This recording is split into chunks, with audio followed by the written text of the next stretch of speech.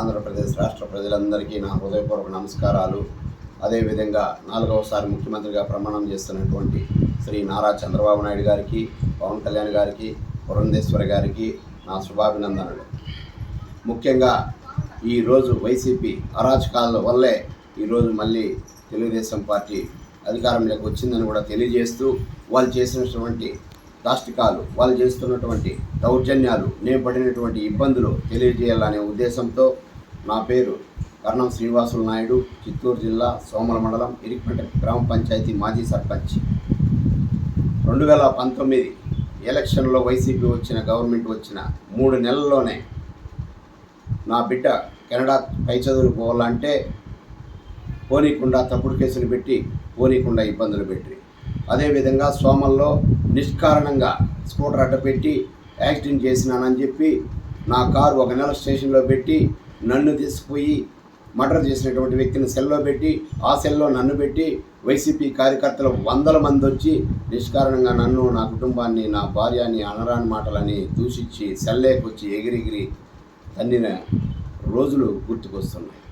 అదే కాకుండా బుల్లెట్ 1 నెల స్టేషన్లో ఉండింది.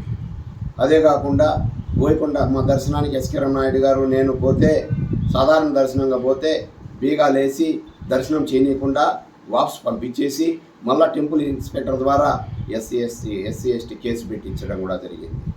ఈ విధంగా చెప్పుకుంటా పోతే 11 ఎస్సీ ఎస్టీ కేసులు.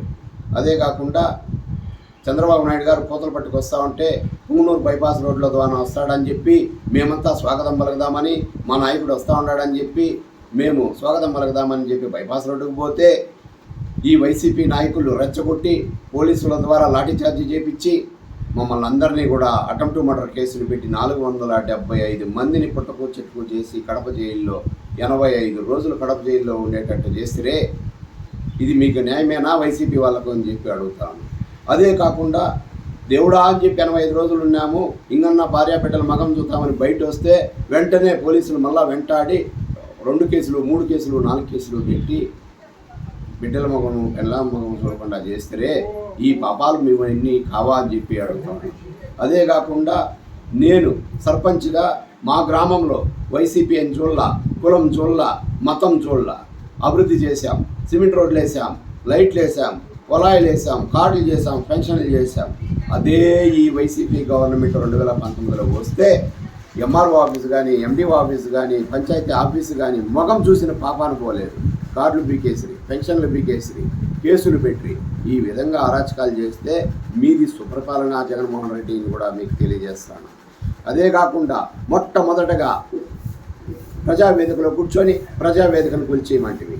అమరావతి రైతులు నమ్మి 52,000 ఎకరాలు చంద్రబాబు నాయుడు గారికి ఇస్తే వాళ్ళను జైలు పాలు చేస్తుంది. చంద్రబాబు నాయుడు ఇంటికి గేటుకి తాళం కడుతుంది.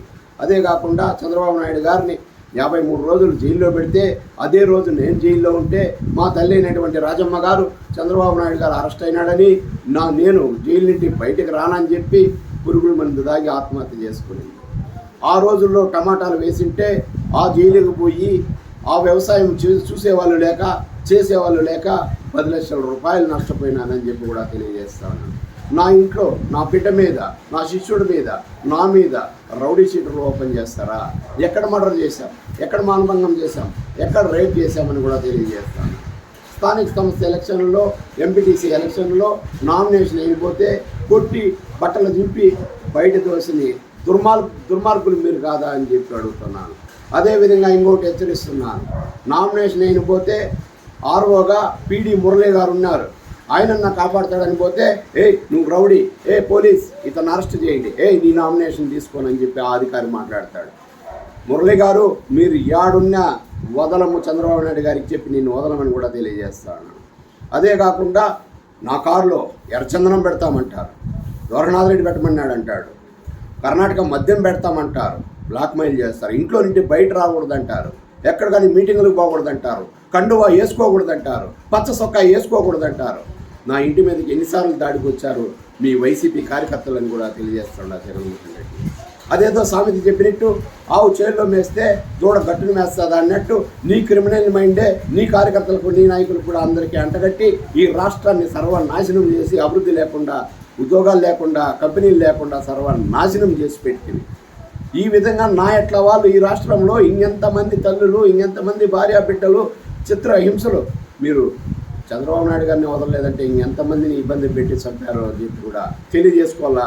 మీకు ఇదే పరాకాష్ట అని చెప్పి కూడా మీకు తెలియజేస్తా ఉన్నాను. ప్రజలారా, ఈ ఆవేదన బాధ చెప్పుకుంటే ఒక్క రోజంతా చెప్పచ్చు, కానీ ఏదో నా మనసులో ఉండలేక నా బాధను ఎవరికి చెప్పుకుండేదిరా అనే ఉద్దేశంతో రాష్ట్ర ప్రజలకంతా కూడా ఈ వైసీపీ దాష్టికము, ఈ పెద్దిరెడ్డి కుటుంబం దాష్టికము తెలియని అని చెప్పి అందరికీ కూడా తెలియజేస్తాను.